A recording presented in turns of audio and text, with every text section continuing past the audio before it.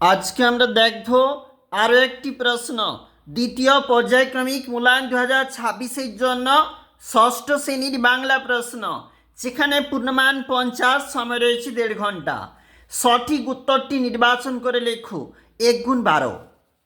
পিঁপড়ে কবিতায় কবির নাম হল অমিয় চক্রবর্তী।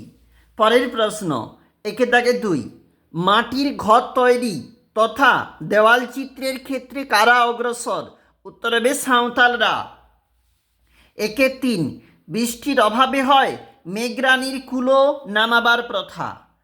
একে 4, যতীন্দ্রনাথ সেনগুপ্ত রচিত গ্রন্থ মরীচিকা। বনটা কি দিয়ে ঠাসা ছিল? পাখি দিয়ে। বিভক্তির মতোই কাজ করে অনুসর্গ। একটি সংস্কৃত উপসর্গের নাম। চলে যাব পরের পেজে। উত্তর হবে নীর। ধানের সবচেয়ে বড় বন্ধু হলো বৃষ্টি।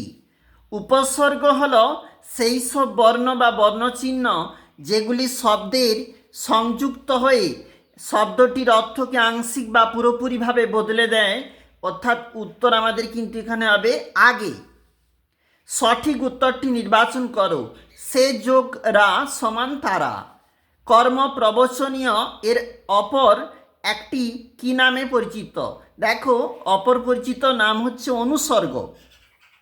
একটি বিদেশি অনুসর্গ হলো দরুন। নিচের প্রশ্নের উত্তর দাও 1 গুণ 12। কোন সাহিত্যিক গোষ্ঠীর সঙ্গে যতীন্দ্রনাথ সেনগুপ্তের ঘনিষ্ঠ সম্পর্ক ছিল? উত্তর হবে কল্লোল গোষ্ঠীর সঙ্গে।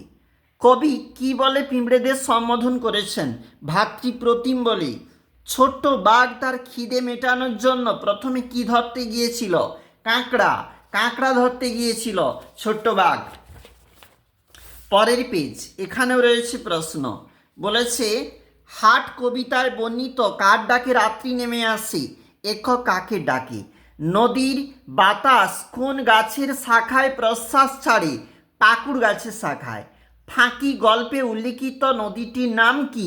কাঠজড়ি। এক গেরোবাজ পায়রা বলা হয়েছে কাকে? বাবা পায়রাকে। কিসের প্রার্থনায় বসুন্ধরা ব্রত পালন করা হয়? বৃষ্টির প্রার্থনায়। কটক কোন নদীর তীরে অবস্থিত? মহানদীর তীরে। ওড়িশায় আরও একটি নদীর নাম লেখো, ব্রাহ্মণী। চিত্রগীত নামক ছবির গল্পটিতে ছবিগুলি কে এঁকেছেন? দেখো, উত্তর হবে যেখানে বরিস 8 জবাসিফ। পিঁপড়েকে কে আশ্রয় দিয়েছিল? ঘাসের পাতা। কাকেশ্বর কুচকুচে কোথায় থাকতো? 41 নম্বর গেছো বাজার কাগেয়াপটিতে থাকতো। এই গেল নারী বুড়ি সব ফেটে গেল উক্তিটি কার? হিজিবিজ বিজির। হজর বরল গল্পে বিস্কুট কার নাম? শ্বশুরের নাম। দেখো, টাক ডুমাডুম বলে কে স্লেট বাজিয়ে নাচতে লাগলো? হুঁকোয়ালা বুড়ো। তারপর বলেছি লোকটি কুলপি খেতে গিয়ে ভুল করে কি খেয়ে ফেলেছিল? ভুল করে সাজি মাটি খেয়ে ফেলেছিল। 3 গুণ 6। আমাদের যে প্রশ্নগুলো রয়েছে এগুলা কিন্তু 3 নাম্বার। দেখে নাও কি কি বলেছে গুরুত্বপূর্ণ। যেখানে প্রশ্নগুলি রয়েছে যেমন বাজে বায়ু আসি বিদ্রুপ বাসি, কবির এমন মনে হওয়ার কারণ কি? কোড়াকুড়ির পাঠানো চিঠির বর্ণনা। সেই দিন থেকে গাছ হেলে পড়েছে পূর্ব দিকে। এখানে কোন দিনের কথা বলা হয়েছে? গাছটি হেলে পড়ার কারণ কি? এই দিকে রয়েছে পরবর্তী প্রশ্ন।